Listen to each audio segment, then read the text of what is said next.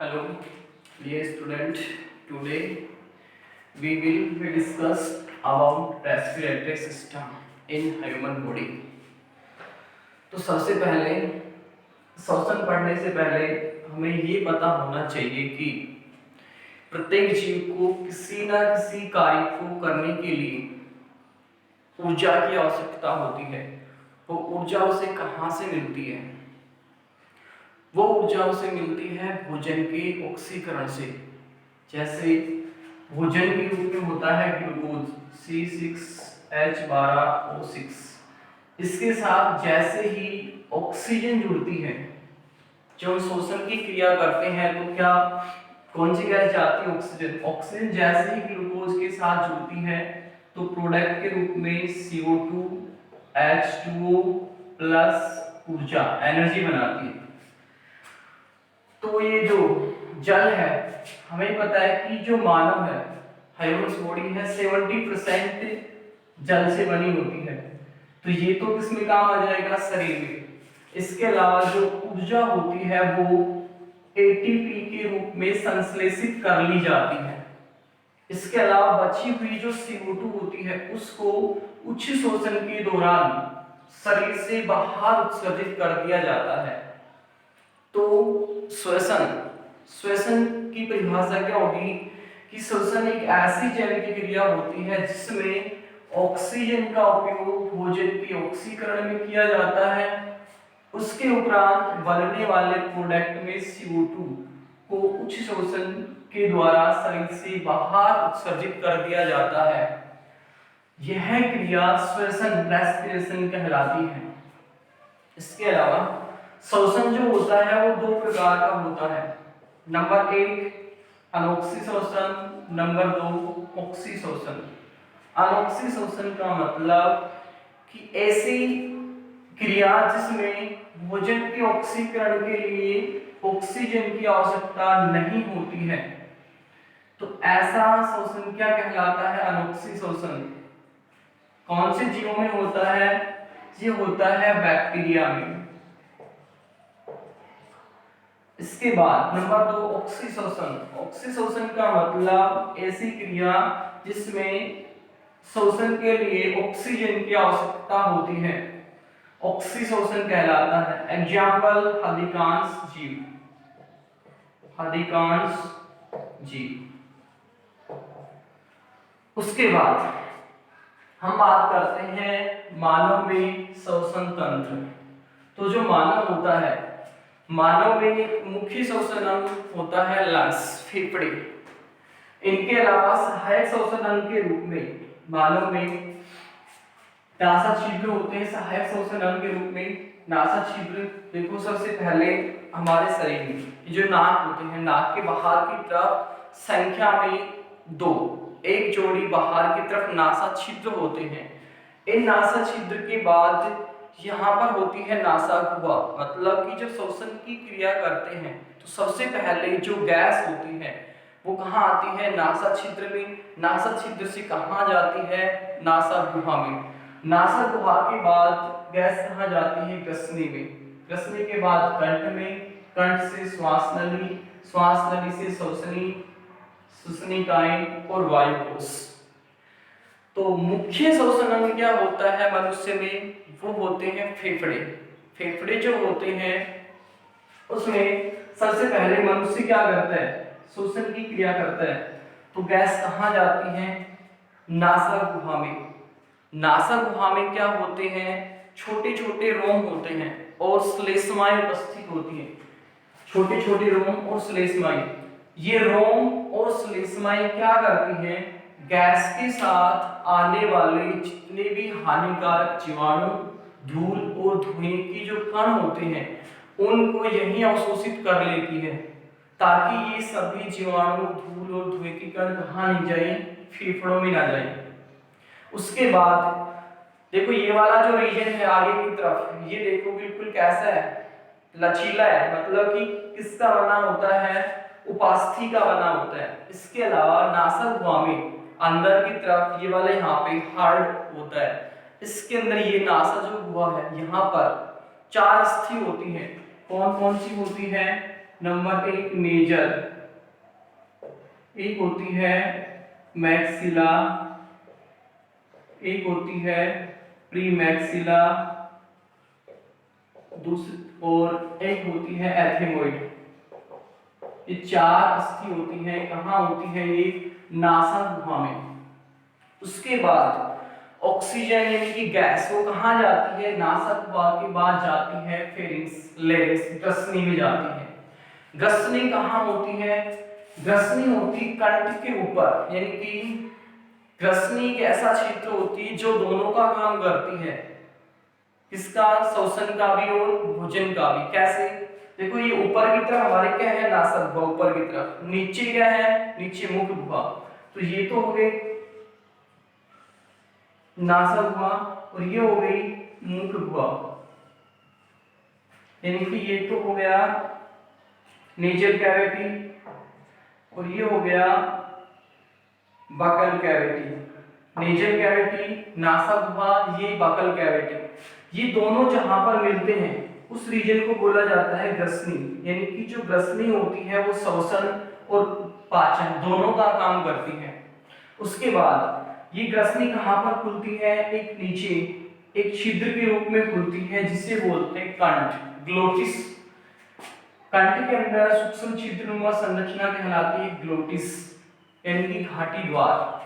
उसके बाद कंठ के बाद में आती है क्या? ट्रेकिया। ट्रेकिया मीन्स श्वास नली। ये मानव में लगभग 12 सेंटीमीटर लंबी होती है, जो कहां से स्टार्ट होती है? कंठ से स्टार्ट होती है और कहां पर जाती है? वक्ष गुहा में, यानी कि कंठ से लेके और कहां तक है? वक्ष गुहा तक 12 सेंटीमीटर होती है। इसके अंदर सी आकृति के उपास्थि के छल्ले होते हैं जो इस ट्रेकिया को पिचकने नहीं देते हैं, इस ट्रेकिया को पिचकने नहीं देते हैं।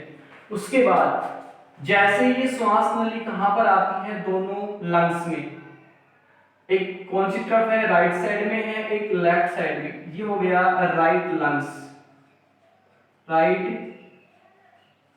लंग्स, ये वाला लेफ्ट लंग्स। इधर ये वाला कौन सा हो गया? राइट वाला, तो राइट लंग्स। ये वाला कौन सा हो गया? Left lungs. जो राइट वाला है ये थोड़ा बड़ा होता है किसकी कंपैरिजन में? लेफ्ट वाले की तुलना में। इसके अंदर 3 लोब्स होती है, 3 पाली, यानी कि ये वाला जो लंग्स होता है राइट वाला 3 पाली में डिवाइड होता है। नंबर 1 ये वाला यहां तक, उसके बाद ये नंबर 2 और इसके बाद ये इसके नीचे वाला नंबर 3। लेकिन लेफ्ट वाला सिर्फ 2 लोब्स में क्या होता है? डिवाइड होता है। इसके चारों तरफ, लंग्स के चारों तरफ एक दोहरा, एक आवरण होता है जिसे बोला जाता है फुफ्फुस आवरण, मतलब प्लूरा, ये वाला। इस प्लूरा के अंदर एक लिक्विड भरा होता है, लिक्विड जिसे बोलते हैं प्लूरल फ्लूइड, प्लूरल फ्लूइड। इस प्लूरा के अंदर गैस जो होती है वो नहीं होती है, इसलिए गैस नहीं होने के कारण इसमें क्या होता है? ओनली लिक्विड होता है, फ्लूइड, जो क्या करता है? बाह्य आघातों से इसको क्या नहीं होने देता है? पिचकने नहीं देता है। यानी कि बाह्य आघात के कारण, जैसे यहाँ पर क्या होता है? प्रेशर के कारण ये लिक्विड फैल जाता है। फैलने पर ये वाली जो लेयर होती है बाहर वाली, अंदर वाली, इसके संपर्क में नहीं आ पाती। उसके बाद यहां से जो ट्रेकिया है, यानी कि श्वास नली जो है, श्वास नली दोनों लंग्स में दोनों खुलती है, जिसे बोला जाता है ब्रोंकियस, यानी कि श्वसनी, श्वसनी। और ये श्वसनी आगे जाकर और छोटी छोटी शाखा में डिवाइड हो जाती है जिन्हें बोला जाता है ब्रोंकियल्स, यानी कि श्वसनिकाएं। और ये श्वसनिकाएं जो होती है वो लास्ट में जाकर अंत में कहां पर खुलती है? एयर सैक में, वायु कोश में। और जो एयर सैक जो होते हैं वायु कोश ही भी स्थल होते हैं जहां पर गैसों का आदान प्रदान होता है, यहाँ पर गैसों का आदान प्रदान होता है। मतलब जहां पर वायु कोश जो होती है यहाँ पर ब्लड वेसल्स का जाल होता है, ब्लड वेसल्स यानी कि रक्त वाहिनियों का जाल। और इस ब्लड वेसल्स में होता है ब्लड, और ब्लड में क्या होती है, अभी हमने लास्ट चैप्टर में पढ़ा था सर्कुलेटरी सिस्टम में ब्लड में होती है आरबीसी, और आरबीसी में क्या होते हैं, हीमोग्लोबिन। और इस हीमोग्लोबिन के साथ क्या जुड़ जाती है, ऑक्सीजन, और क्या बनाती है, ऑक्सी हीमोग्लोबिन। ये जो ऑक्सीजन आई है ना, कहां से, नासा छिद्र से, पूरे के पथ से होती है जो वायु कोश में आई है। ये ऑक्सीजन ये किससे जुड़ जाती है, हीमोग्लोबिन से। हीमोग्लोबिन कहाँ है, ब्लड वेसल्स में, ब्लड वेसल्स वायु कोश में, यानी कि यहाँ पे ऑक्सी हीमोग्लोबिन बना लेती है। अब ये ऑक्सी हीमोग्लोबिन कहाँ जाती है, शरीर के सभी भागों में जाती है जहां हमें आवश्यकता होती है। जैसे मैं लिख रहा हूँ यहाँ पे, मेरे को लिखने के लिए किसकी आवश्यकता है, यानी हाथ से जब मैं लिख रहा हूँ तो किसकी आवश्यकता है, एनर्जी की। एनर्जी कैसे मिलती है, यानी कि ये जो ऑक्सी हीमोग्लोबिन थी ये कहाँ आती है, शरीर के विभिन्न भागों में। तो हाथ के पास में आएगी, हाथ की जो सेल है, सेल वहां पर आएगी ब्लड के साथ। ब्लड में क्या है, ग्लूकोज है, ब्लड में क्या है, ग्लूकोज। इसके साथ में कौन आई है, ऑक्सीजन। जुड़ के क्या करेगी, भोजन का ऑक्सीकरण, क्या बनाएगी, CO2 H2O और जल। जल काम आ गया, एनर्जी काम आ गई, लिखने की काम आ गई, लेकिन बच के आ गई CO2। CO2 को वापस किस में मिलाया जाता है, रक्त में, और रक्त में मिलाकर वापस कहां पहुंचा दिया जाता है, वायु कोश में। यानी कि यहाँ पर ये जो छोटे छोटे चैम्बर होते हैं यहाँ पर, और यहाँ से वापस उच्च श्वसन के दौरान कहां पर, शरीर से बाहर उत्सर्जित कर दिया जाता है। तो ये तो था क्या, लंग्स, स्ट्रक्चर थी इसकी। अब बात करते हैं इसकी क्रियाविधि की। वास्तव में श्वसन की जो क्रिया है वो कैसे होती है। श्वसन की जो प्रोसेस जो है, मैकेनिज्म ऑफ रेस्पिरेशन, दो चरणों में होती है।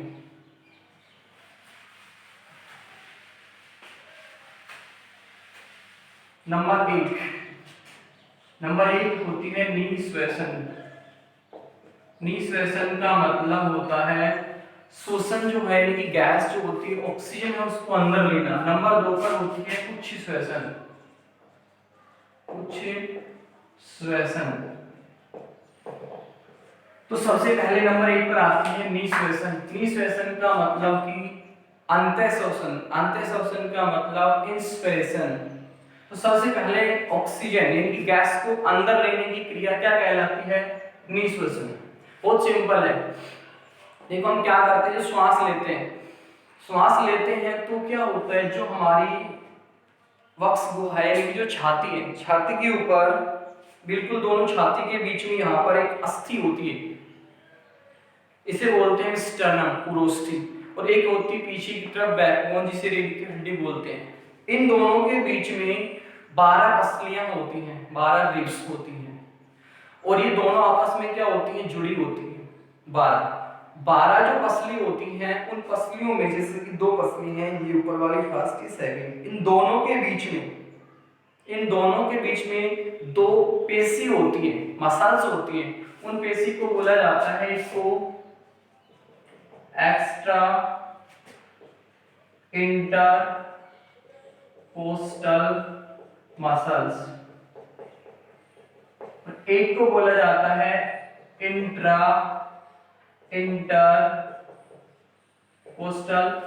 मसल। तो ये वाली जो है एक्स्ट्रा इंटरकोस्टल मसल्स, इनमें संकुचन होता है। जैसे ही संकुचन होता है, यानी कि श्वास लेते हैं, तो कौन सी मसल्स में संकुचन हुआ, एक्स्ट्रा इंटरकोस्टल मसल्स में। जैसे इसमें संकुचन होता है तो यहाँ पर ये जो डायफ्राम है, डायफ्राम पहले कैसे है, गुंबद के रूप में है। जैसे श्वास लेते हैं तो ये क्या हो जाता है, बिल्कुल फ्लैट हो जाता है। पहले कैसा था, पहले ऐसे स्ट्रक्चर में था। जैसे हम श्वास लेते हैं बिल्कुल फ्लैट, फ्लैट होते ही देखना, जब श्वास लेते हैं तो वक्ष गुहा का आयतन बढ़ जाता है, मतलब कि वक्ष गुहा जो होती है कहाँ आती है, बाहर की तरफ, और जो उदर होता है पेट, वो अंदर की तरफ धंस जाता है। डायफ्राम क्या हो गया, बिल्कुल गुंबद से बिल्कुल फ्लैट, चपटा हो गया। जैसे चपटा होता है तो इन मसल्स में संकुचन पूर्ण हो जाता है। पूर्ण होते ही वक्ष गुहा का आयतन बढ़ता है, और जैसे आयतन बढ़ता है साइज, अंदर से साइज बढ़ेगा, गैस कम है।